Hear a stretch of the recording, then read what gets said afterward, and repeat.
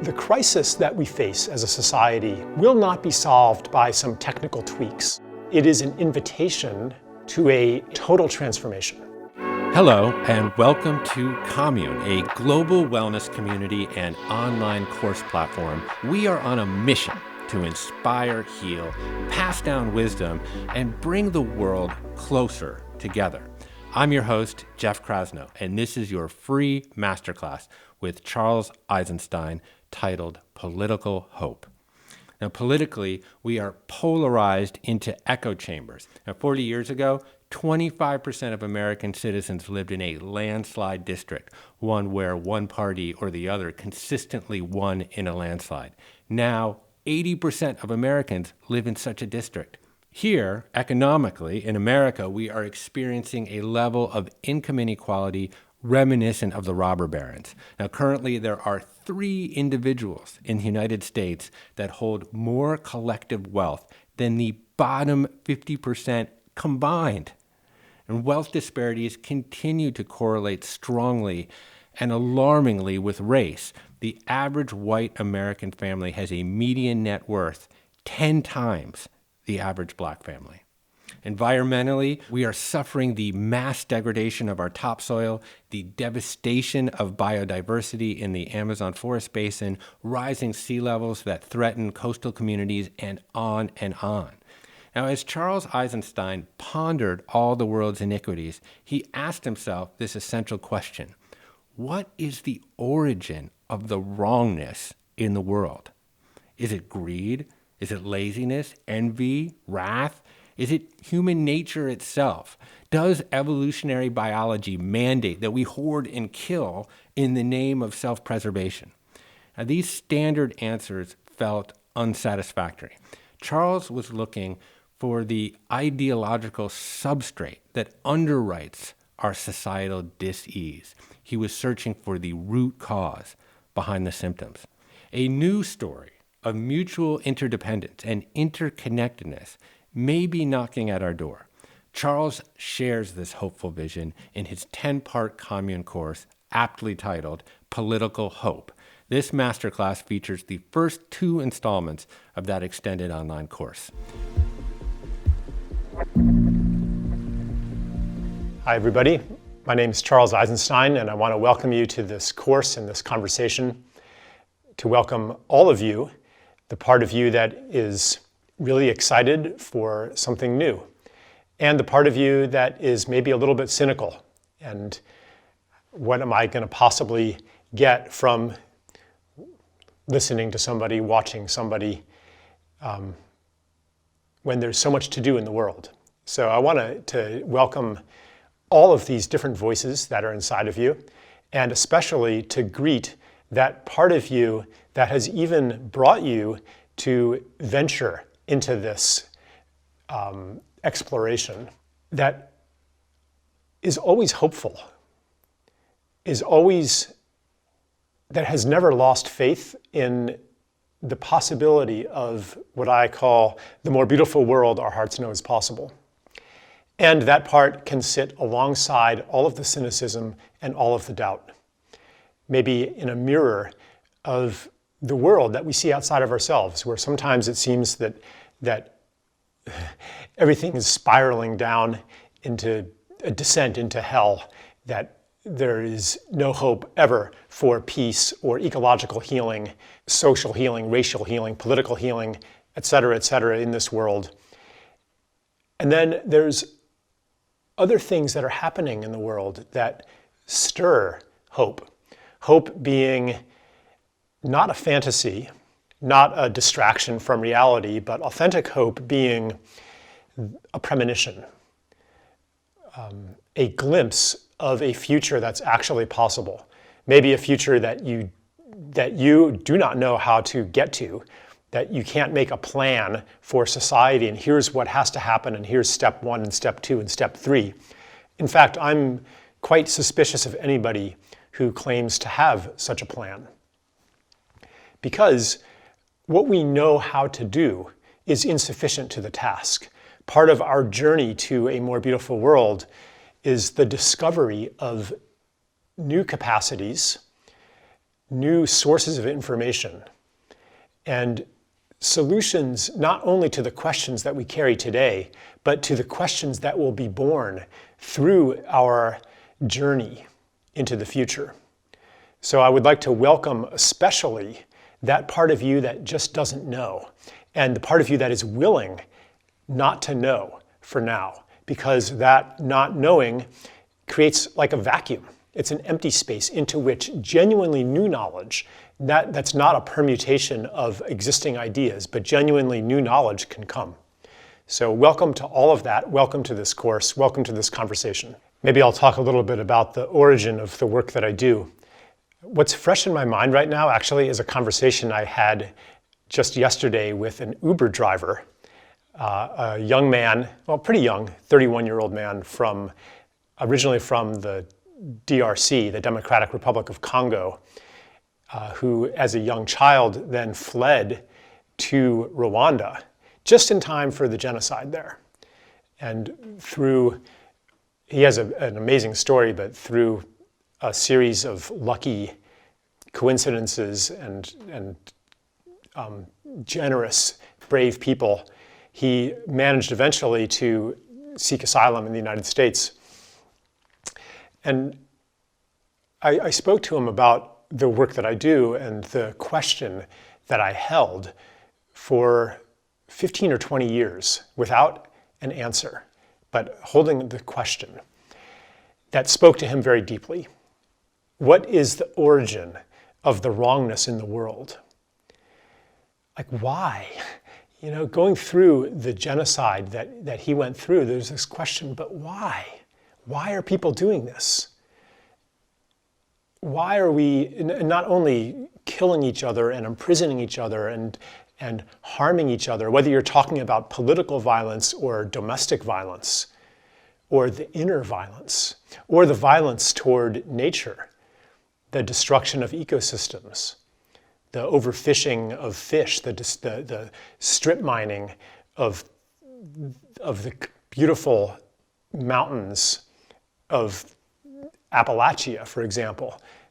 Everything that's happening on Earth, the question is why? It's an anguish that we feel inside that is translated into a question. And I held this question in my mind. Actually, I would even say in my body for at least 15 years. And the urgency of that question, urgency gets translated into hurry, but the fundamental energy of urgency is not actually about hurry. It's a craving to align. It's a craving to align who I am and what I do with what I know about the world, what I'm learning about the world. And so you learn things that are not in alignment with who you want to be and your sense of why you're here.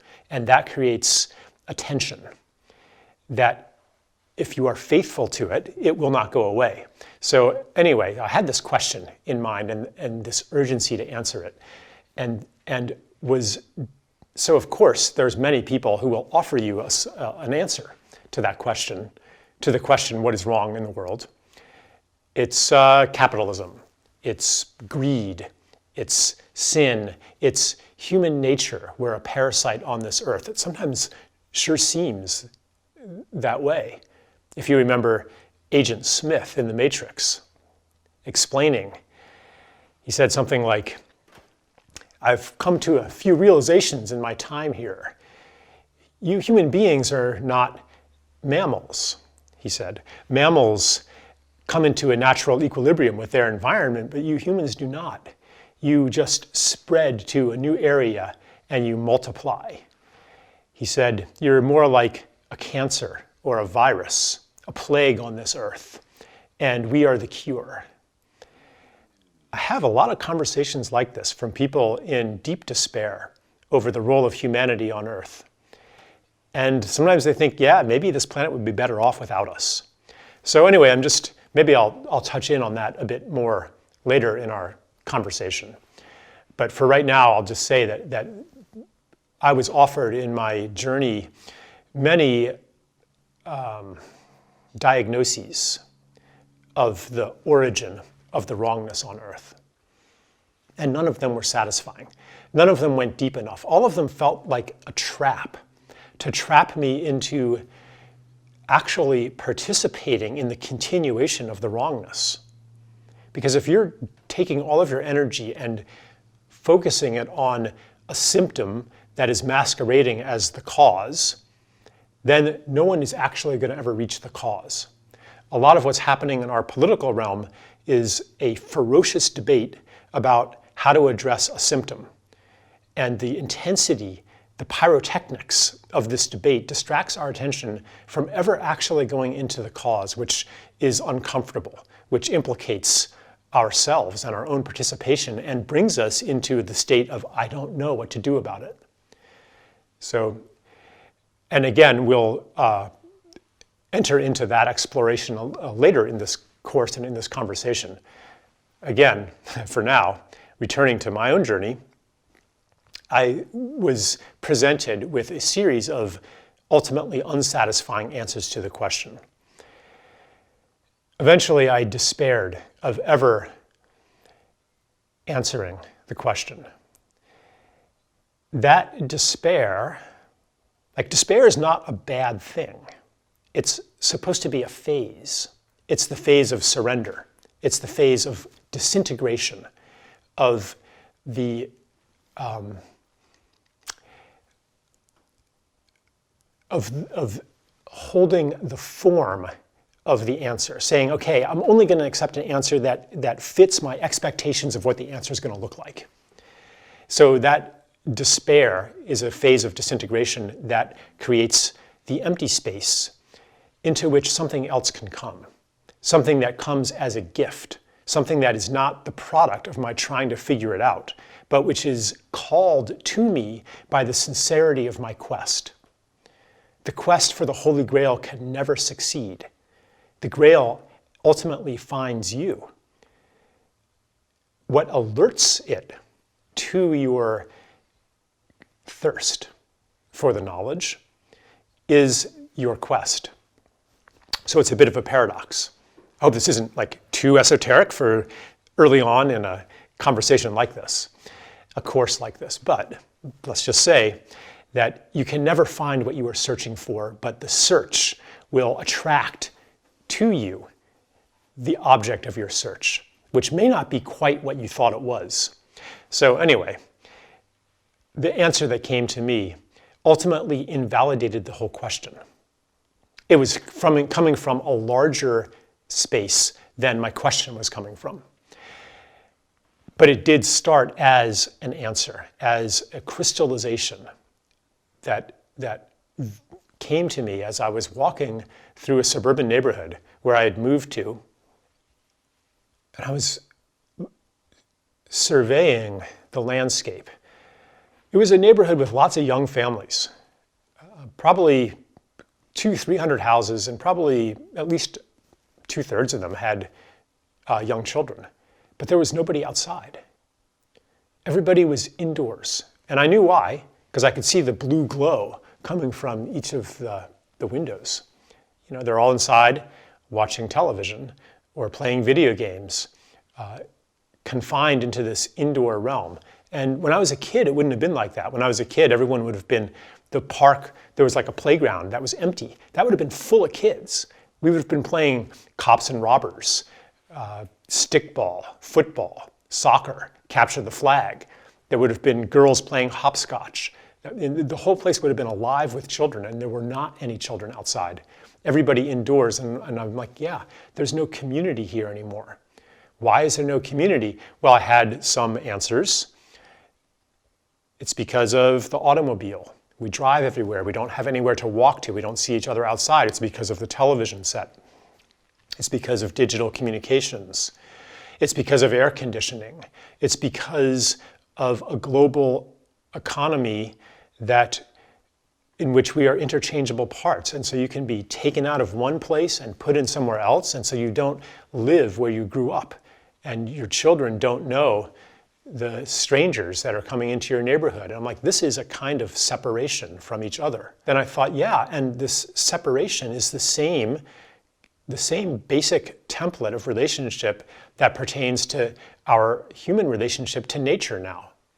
separation from nature, separation from each other, separation from the universe, the separation of heart and mind, the separation of matter and spirit, the separation of will and desire. So what came to me then was that the origin of the crisis on Earth today, the origin of the wrongness, is a story. It's an experience of separation. It's our basic understanding of what it is to exist, what it is to be a self, why we are here in the world. It's our mythology. A mythology basically meaning a story that tells us, that answers the basic questions of life. A mythology that says who you are is a separate individual in a world of other. Why you are here is to survive and to maximize your self-interest, your reproductive self-interest, your financial self-interest. Separation. Separation is one of the foundational conceptual pillars of everything that I talk about. It's not the deepest reality. The deepest reality, as you understand, every time that you look into somebody's eyes and realize that this is actually not a separate being, but it's the same being looking out of different eyes at you. Like, there are these moments of mystical realization that actually are available all the time. You know what I'm talking about. However, most of the time in modern society, we live under the sway of a story of separation that tells us who we are, why we're here, how to live, how to be a man, how to be a woman, what humanity is here for, how change happens in the world, even what's real. This is what I call a mythology, something that answers these basic human questions that every culture asks, and every culture answers them in a different way, through a different mythology. So what I'm describing is the mythology that governs modern society and that has developed over hundreds or even thousands of years, or even longer, which was part of the answer to my question. What is the origin of the wrongness? It goes back, it's so deep, it's so complete, that it's almost not, because if it's something like that's 10,000 or 100,000 years old, I had to think, maybe this wasn't just some bad, wrong turn that humanity took. Maybe this whole journey of separation is part of a larger process. And that's how it invalidated the question itself. Yet, within the terms of the question, it was still a potent revelation. So basically, the story of separation, it includes a story of self, a story of the world. And it says, okay, let's start with the self. Who are you? I mean, this is something, we don't think of it as a story. It seems just like reality itself. I mean, here I am, this is me, and then that's you, and that's you, and that's you. Doesn't seem like a story. But other cultures may not have answered this question in the same way. Who are you? Oh, a separate individual. Having relationships with others, separate from you. So that means that your self-interest and mine are not fundamentally linked. You could get sick, you could die, you could suffer misfortune, you could go bankrupt, and I'll be fine because we're separate. Can you see what that logic does in the human relationship to the rest of life on Earth? Yeah, maybe we could gain some benefits from healthy forests, healthy wetlands, healthy whales, but fundamentally, our well-being, because we're separate from them, our well-being doesn't depend on their well-being. So the whales could go extinct. Maybe even all the rainforests could shrivel up, burn up. Maybe we could live on a dead planet, but if we had high technology solutions to modulate the atmosphere and create synthetic food and insulate ourselves from the toxic, the poisoned atmosphere, maybe we'd be fine. Nothing bad would happen to us, just like nothing bad is going to happen to me if you get sick or if you go bankrupt or if you suffer. That's what the story of separation says. It also says, here's another fundamental pillar of the story of separation. It says that the ideology of the separate self pervades science, philosophy, politics, economics, and religion. One version of it is the soul encased in flesh.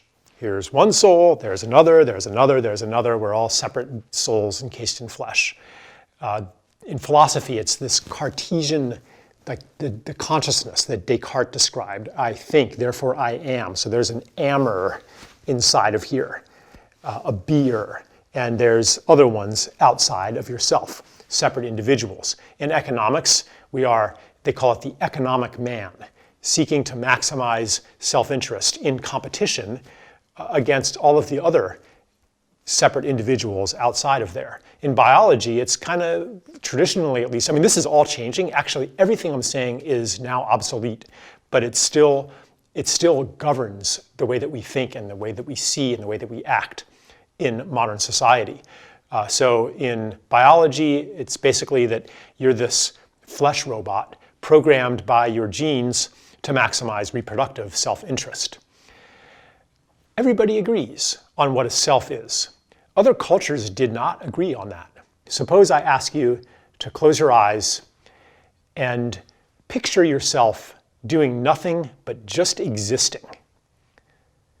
Go ahead and do that. Make a picture of yourself just existing.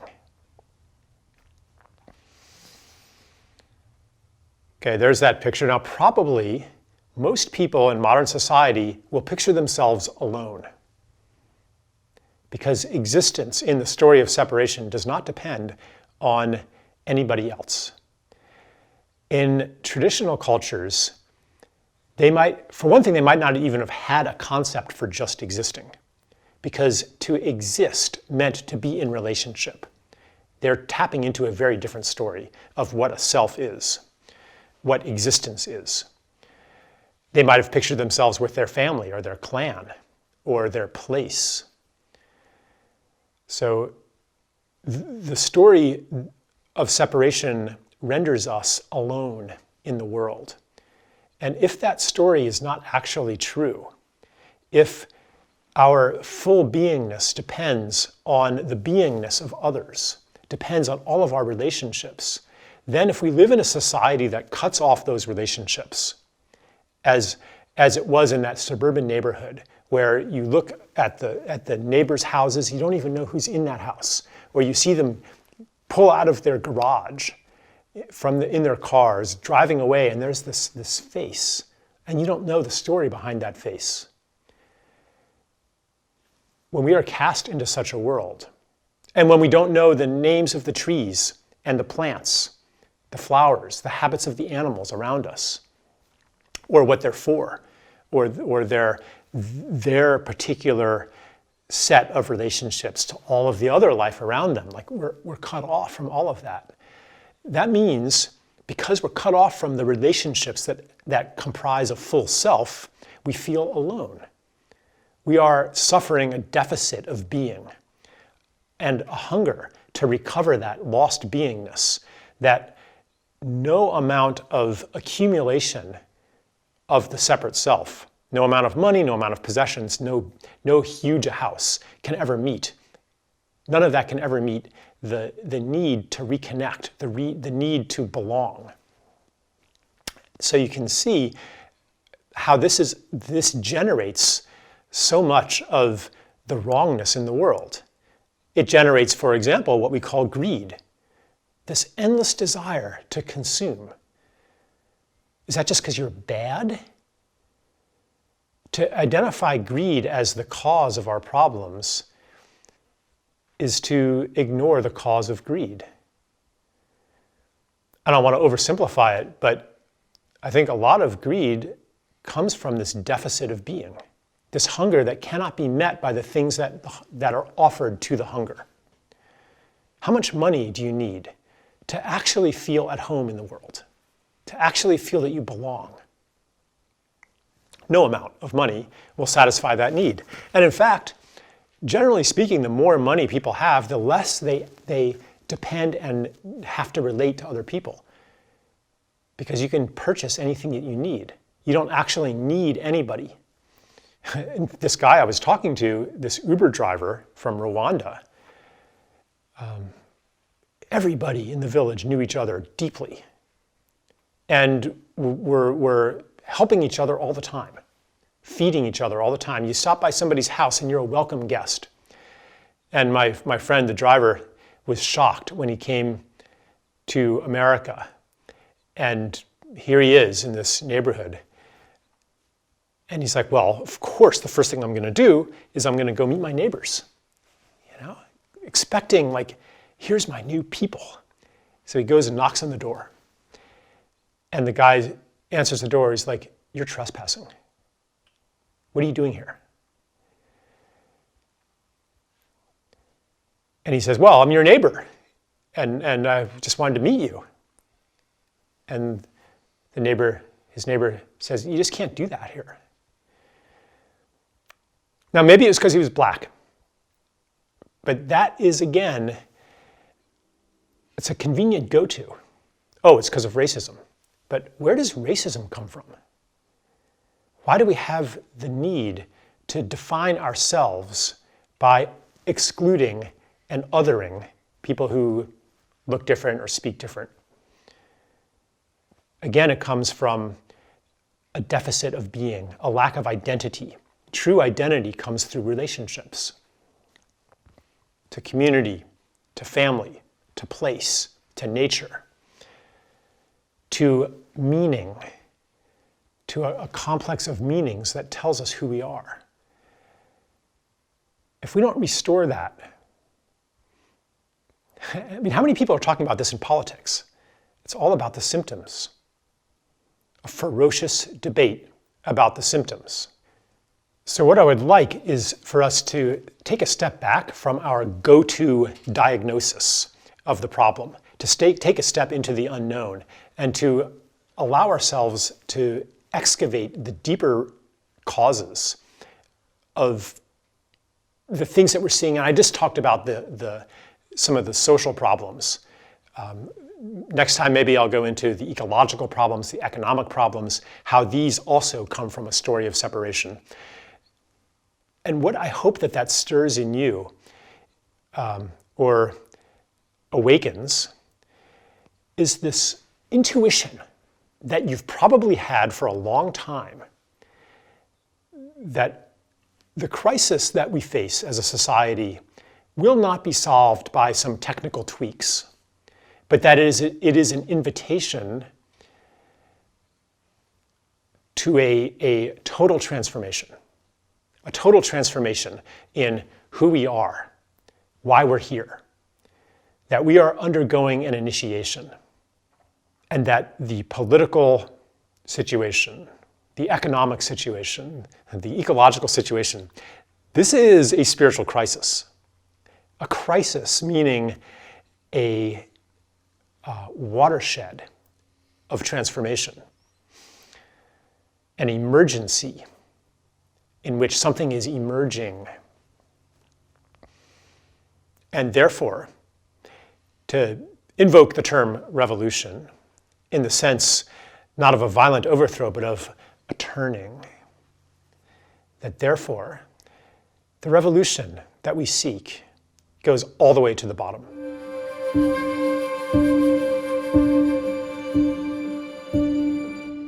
Welcome back, everybody, to the story of separation and to the new story that we can see over the horizon, lighting up the sky like a dawn, this feeling of hope that I mentioned last time, that will not go away and that is not a delusion. The story of separation, as the extreme of yin gives birth to yang, the story of separation as it reaches its culmination gives birth to a new story, a story of interconnection, interdependency, interbeing, but we're not there yet. It has yet to play itself out. So I'm going to say a little bit more about the story of separation and what it has brought to the world. And I'm not going to go fully into all the details, but I'll just mention a couple more aspects of it. One of them is the economic story, the story that we call money. Money, after all, being nothing but a system of agreements, a system of narratives, a system of meanings. These symbols, in and of themselves, bear no power. Their power only comes from the power we invest in them. Otherwise, your bank account would be nothing but a series of zeros and ones. I mean, that's all it really is. Or your $100 bill would be nothing but a piece of paper. But our collective stories and the meanings we invest in these symbols make them so powerful. I mean, this was one of the diagnoses that I was offered. Like, what's the problem in the world? What's the origin of the wrongness? Well, it's obviously money, right? But money, the story that I call money is, or that we call money, is embedded in the story of separation.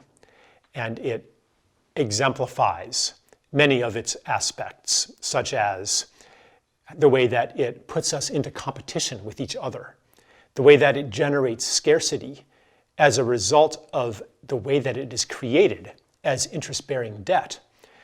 And I don't know, maybe I'll go more into economics and money and debt later on in our conversation. But right now, I just want to point out how it is consistent with all of the other expressions of separation. It destroys community. It turns us into market adversaries. It exemplifies more for you is less for me. If you get fired, then I get the promotion, that kind of thing. And everybody in an economic interaction is trying to get the best deal. You're trying to get the best deal, you're trying to get the best deal, and I'm trying to get the best deal. And, I'll mention one more thing, which is related to my next little piece, is that money as we know it, I mean, we could make a new story of money. It's emerging.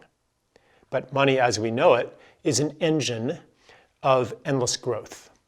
The growth of the realm of property, the growth of the market, the conversion of nature into products, the conversion of relationships into services. The conversion of nature into products, that leads me to want to say about one more aspect of separation, human separation from nature. And fundamentally, if we see ourselves as separate from the rest of life, separate from the forces of nature, if we understand that beingness is only in human beings and nature itself, it's just a bunch of random forces, generic particles, protons, neutrons, and electrons bouncing around according to the laws of physics. They don't have any agency or intelligence or consciousness in the story of separation. It's just a bunch of stuff out there.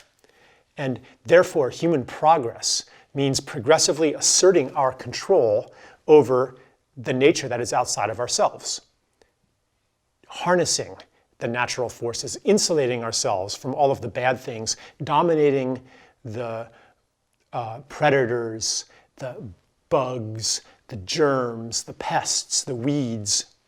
That is where progress comes. That's where our well-being comes, because we're separate from the rest of life, and so our benefit might be their loss. This mind form goes back thousands of years, and it is the origin of the concept of good and evil. The kings in the ancient sagas, the Sumerian legends and myths, they were the heroes who imposed order on the wild, who domesticated the beasts, who cut down the forests. That's even mentioned in the Epic of Gilgamesh, deforestation, who drained the wetlands, who killed the wolves. This is where evil came from. The wolf is evil, the sheep is good. The wild is evil, the ordered domestic realm is good. This was human progress. This basic template of overcoming evil and asserting dominance has infiltrated every aspect of our political culture. It's the basic problem-solving template of our society. If there is a problem, find the bad guy. defeat the bad guy, and the problem is solved. This is the basic mentality of war. And what I'm saying is that the mentality of war rests on a deeper place, rests on the story of separation. The basic mentality of war is a formula to solve any problem. The problem, of course, as the saying goes, if you have a hammer, then everything looks like a nail. If our go-to solution is to find the bad guy, find the enemy, and defeat them by force, then we become blind to any other way of solving problems. And you can totally see this in political culture right now, where if we could only defeat, there's an election happening as we make this course. As I'm having this conversation, like this is coming into people's minds, that if we could only, and I don't want to well, probably you can guess what politicians I like and what I don't, but let's just say, if you think that, you're looking at the world, looking at our society, looking at the direction things are going, and you want to find someone to blame. Okay, maybe it is Donald Trump, or maybe it is the Clintons and their nefarious foundation, or maybe it is the deep state, or maybe it is the establishment, or maybe it is just this candidate who doesn't get it, but my candidate does. And if we could only get the right person in office, then all of our problems would be solved, or at least that would be a step towards solving our problems. This mindset comes naturally to us because it's the same mindset as if you get sick, find the germ, kill the germ. If there is terrorism happening, find the terrorist, kill the terrorist. Crime, arrest the criminals and lock them up, problem solved. Your agricultural output is declining, well, find the weeds and come up with a new herbicide to destroy the weeds, problem solved. Or what if you are overweight and you're eating too much? What's the bad thing in you that you can overcome with some kind of psychological force, some kind of willpower, and problem solved? It's a ubiquitous mindset. And ironically, that mindset prevents us from solving any of our problems. Yeah, so let's take a few political issues that are coming up, that have been around for a long time, like say healthcare.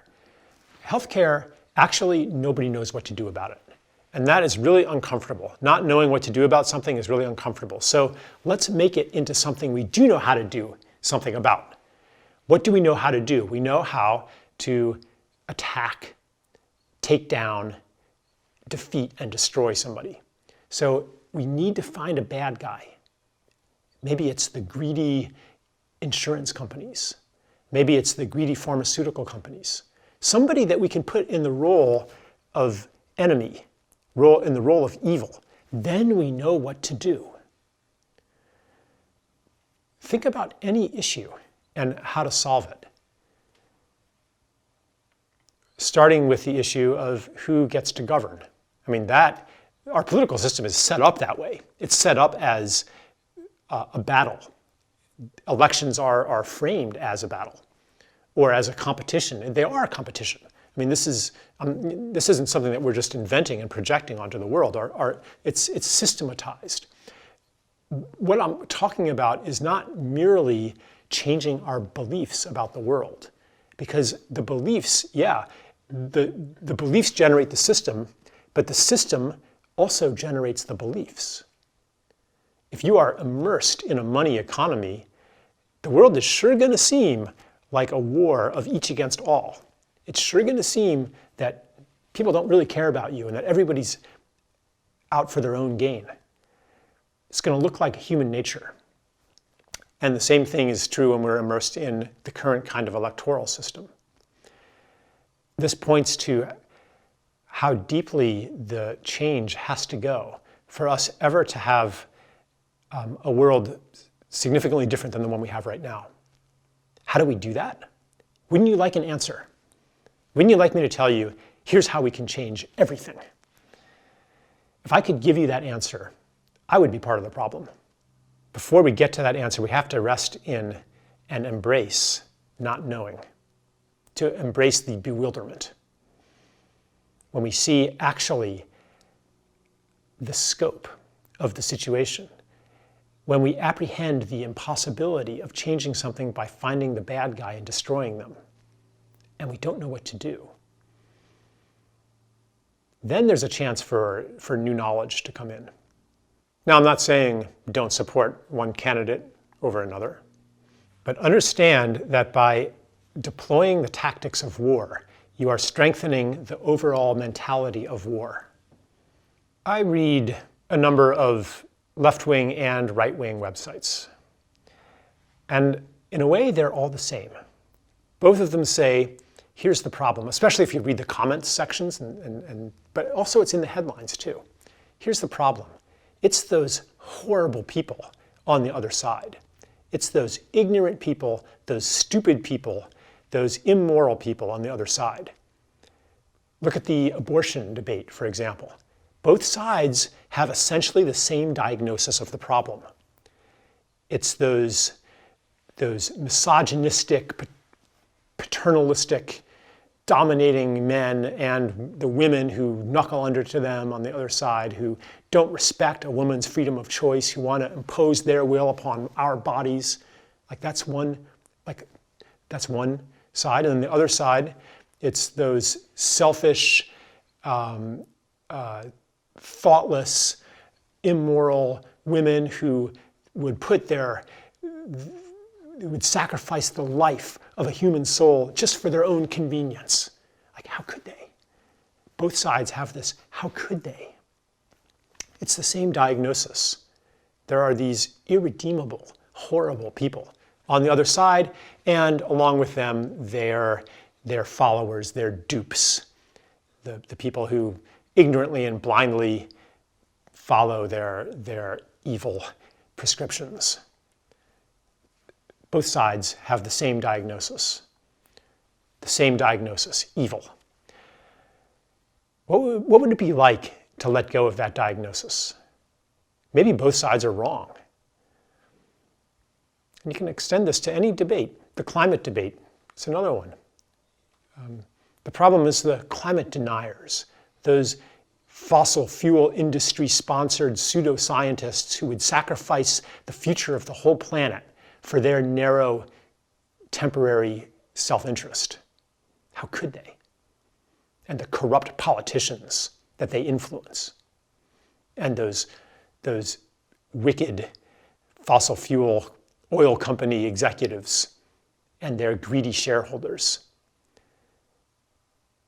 Or maybe it's those liberal greenies and enviros who are using the excuse of climate change to implement socialist one-world government. Whatever side of this debate you're on, you probably don't even understand what the other side is saying. Do you know? I'm assuming probably most people listening to this believe in climate change and are on the liberal side of the spectrum, but I don't know. It's getting confusing these days. Who's liberal and who's conservative? Anyway, you might not even know what the narrative is on the other side, because part of the tactics of war is to caricaturize and dehumanize the other side. It is almost an act of betrayal to take them at face value, to really seek to understand the other side. It's kind of to extend them any kind of empathy, to ask, what is it? Where are they really coming from? Because that rehumanizes them. That pierces the diagnosis of evil. To even ask, well, what is it like for them?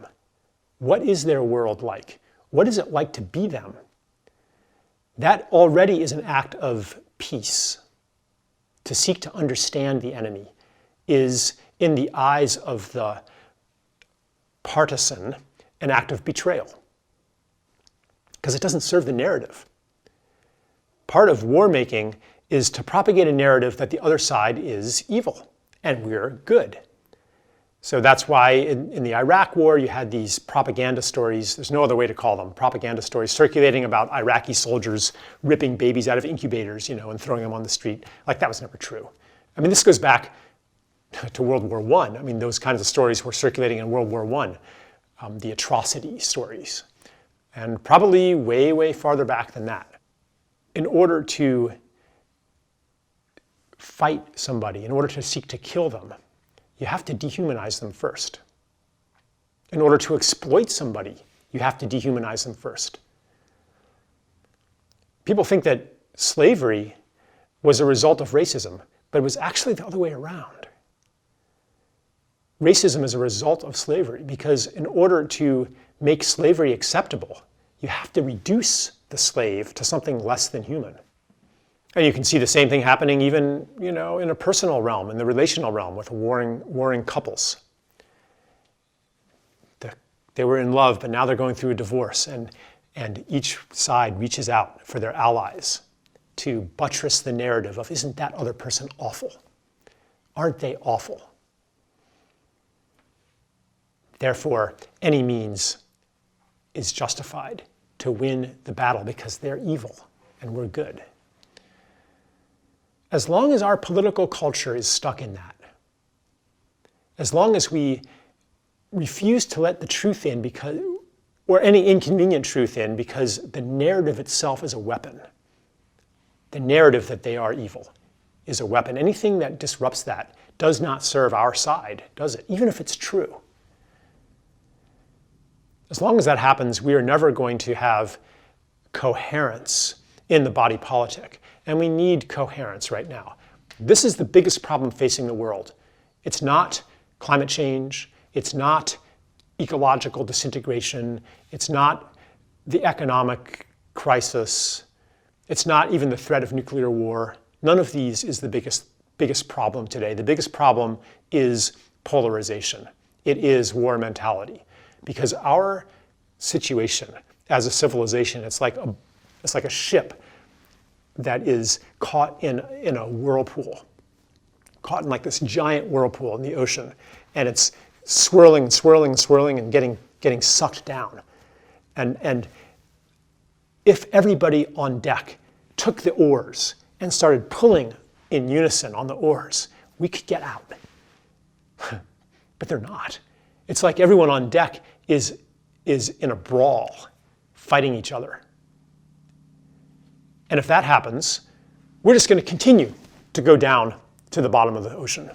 If nothing changes, if we don't all get together and row toward a different destination that is toward a common vision, that we're unified around, we're not going to get anywhere except where we've been going.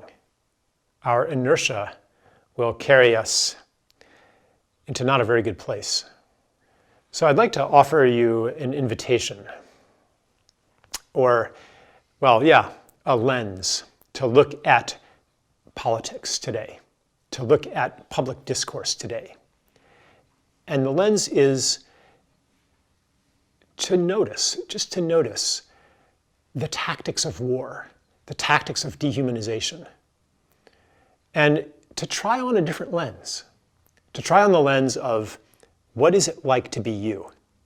Where is the other side coming from? What is their story about the world? What do they take as fact? What do they care about? How do they narrate events to each other? By doing that, you become a peacemaker, potentially. You become an agent of peace. And you'll notice that there's a sacrifice that needs to happen because it kind of feels good to be on team good fighting team evil because you know who you are now.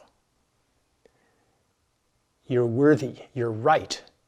If you're sourcing any kind of self-esteem, any kind of personal validation from being good and right, then are you really going to have the humility to accept any data point that violates the story that you're right and you're good and you're on the good team? You're not going to be likely to let that disrupting information in. Same with the other side. And that's why no amount of logic and evidence is going to convince anybody to change their mind when they're identified with an existing position. That is the holding pattern that we are locked in politically. There's no room for the truth to come in. There's no room for any data point, any information to come in that doesn't fit the weaponized narrative that is being deployed against the other side. There needs to be a willingness to let go of that. And that doesn't mean that the truth lies in between the two sides and it's about compromise. Here's one pole, here's the other pole, and they must meet in the middle. Actually, what it means is that here's one pole, here's the other pole, here's the ferocious debate, and the realization, the solution, the resolution lies underneath the entire debate. It lies in something that's not even part of the conversation. It lies in the questions that are not being asked.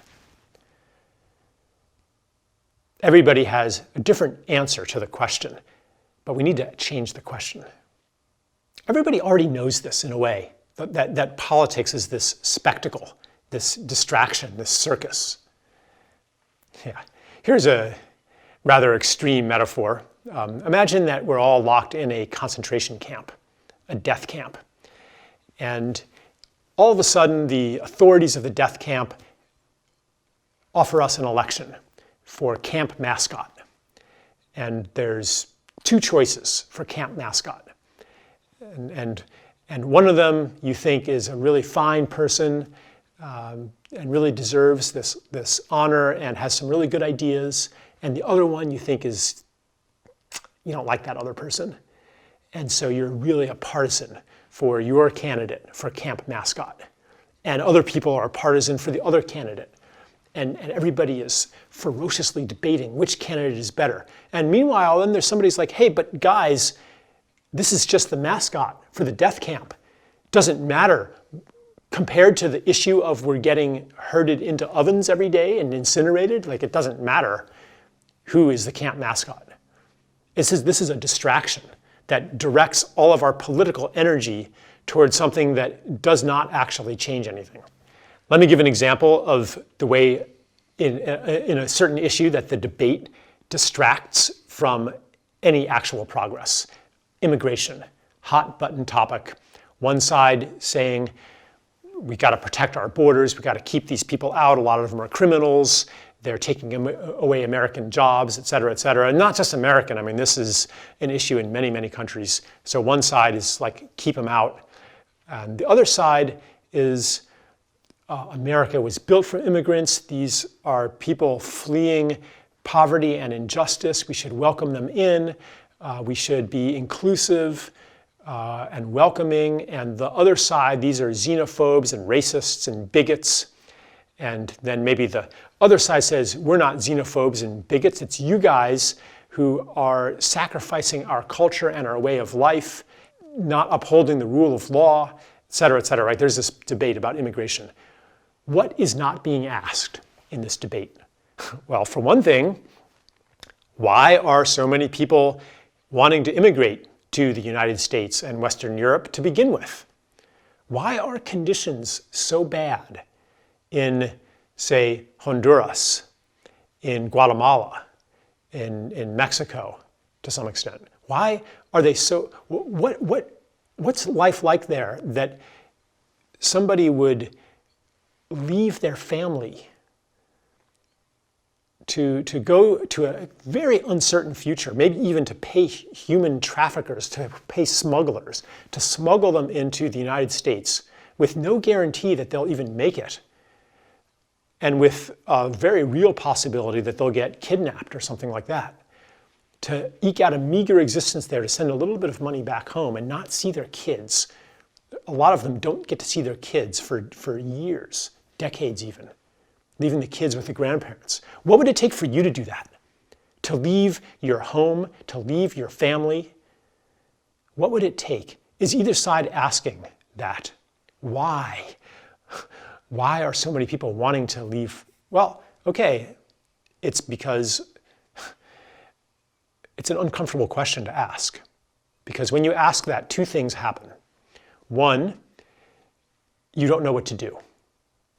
Because the reason that conditions are so bad in, say, Honduras or Guatemala, it's because of a decades-long history of military imperialism, the funding of death squads, the support of right-wing juntas. It's because of neoliberal austerity programs that strip wealth away from the global South and funnel it into the hands of Western corporations and banks. It's because of, on a deeper level, it's because of the operation of the story of separation that generates our economic and political and military systems. The cause of this is everything. Or at least we could say the cause goes a lot deeper than the political debate as currently formulated can access. So that's the first thing that happens, is that we don't know what to do. The problem no longer fits into the familiar diagnosis of there's some bad people and we've got to keep them out. We've got to do something, here's the enemy. It doesn't fit into that anymore. The second uncomfortable thing, beyond not knowing what to do, is that the problem involves ourselves. Because we're part of the system that military imperialism and neoliberal economics upholds. I hope the term neoliberal economics is familiar to you. It's one of those terms that people use a lot without necessarily really knowing what it means. But it's basically the regime of opening markets, allowing to create conditions where a country can join global markets and export its resources and make its labor available to transnational capital. And that's the prescription for development, for prosperity. But usually what happens is that the prosperity is exported onto the United States and the other dominant economies of the world. Anyway, long story, just saying that when you really study the issue, you realize that, yeah, I'm part of the problem too. And this is universal. Anytime that you identify somebody else as evil, you're looking at a mirror, and isn't there that sneaking suspicion in the war of good on evil that maybe there's some evil in me too? Maybe my fervent identification with being on team good is a way to cover up my deep fear that maybe I'm not a good person, but let me prove that I am. So it is coming from a wound. This is one way to understand the cleavage of our society into opposing poles. It comes from a wound of self-rejection. In compensation for that wound, many of us endlessly seek to demonstrate our worthiness and our virtue and our superiority over others, but it comes from an inferiority complex. And what is the origin of that? What is the origin of this wound of separation, this wound of self-rejection? I'm not going to answer that right now. It would be premature to answer that. But I would like to invite you to feel that, the presence of that. The doubt that maybe I'm not one of the good, one of the right. You can see that our political landscape is a mirror of our psychic landscape. You can see that each dimension of healing reflects all the other dimensions of healing. You can see the relatedness of personal healing, relational healing, social healing, political healing, and ecological healing, like a holograph. Each part is a map of the whole. And we can understand, therefore, that we are really all in this together. That what we judge others for, what we project onto others, is a signal of something that needs to be healed within ourselves. And in that understanding, how can we hold a certain group of people as the problem?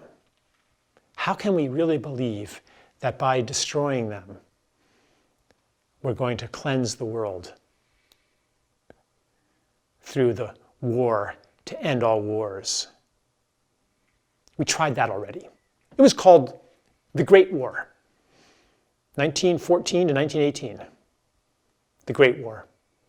The war to end all wars. It was called that. They stopped calling it that once the Second World War rolled around. They renamed it as the First World War. We've tried this already. It's time for a different solution, a different approach to the problems on Earth. To do that, maybe we need to take a step back from our habits that operate automatically when we are not aware of them. What I'm hoping to do right now is to bring a little awareness to these unconscious or semi-conscious habits. To offer the possibility of no longer participating in the mentality of war, no longer contributing to the field of war, like this psychic field.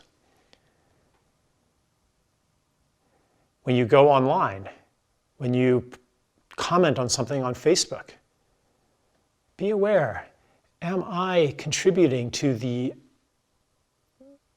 "aren't they awful" meme?